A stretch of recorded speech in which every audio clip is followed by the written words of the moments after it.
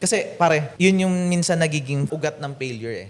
Maganda rin naman yung gaya-gaya. Kasi minsan, doon nagsisimula yung ang unang diskarte natin, kilalanin muna natin ang bakit mo. Napaka-importante kasi nun sa negosyo. Doon papasok yung failure pag hindi mo inalam kung ba't ka pumasok. Kagaya nung sinasabi mo kanina tungkol sa gagamba. Sa nung gagamba. Elementary days mo, di ba? Oo. Na pasok ka doon, tapos mamaya sobrang dami mong binili, supply and demand. Mamaya namatay na yung mga gagamba mo, di ba? Yung pala Na- may ano ko. Na yun pala yung competitor mo, nag-hype lang, tapos ikaw namili ka ng marami, hindi mo na naibenta. Parang kay paring Jack din. Ang ka-competitor niya pa yung kapatid niya, di ba? Oo. Tapos bumili ng marami yung lola niya, hindi rin niya ibenta kasi yung isa, yung competition mo, binenta ng mura, naubos niya, walang tubo. Kay paring Jack naman, walang bumili, may tubo. So, kumbaga dapat aralin muna natin yung Papasukin sitwasyon natin. bago natin pasukin.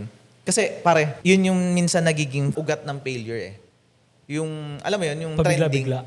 yung uso, Nakiuso ka lang. nakiuso ka lang, Tapos, nakita mo, Hindi Hindi mo mo pinag-aralan. nahanapan or hindi mo nakitaan ng reason bakit mo siya ginagawa. oh, sorry ha. Kasi minsan sa atin marami sa Pilipinas, no. Maganda rin naman yung gaya-gaya kasi minsan doon nagsisimula yung Yung patok eh. Patok, 'di ba? Oo. Maraming umusong negosyo, 'di ba? Maraming like sa atin, parisan.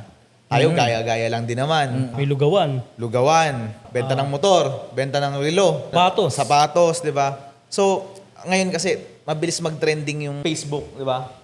Sa social media. Malaking tulong kasi. Nakikita na ng lahat agad eh. Pwede mong gayahin anytime. Bukas may kapital ka. Alam naman natin, syempre, ang daming kapital ngayon. Mabilis kumuha ng kapital. At saka, minsan nga, laway lang yung puhunan, kaya mong kumita.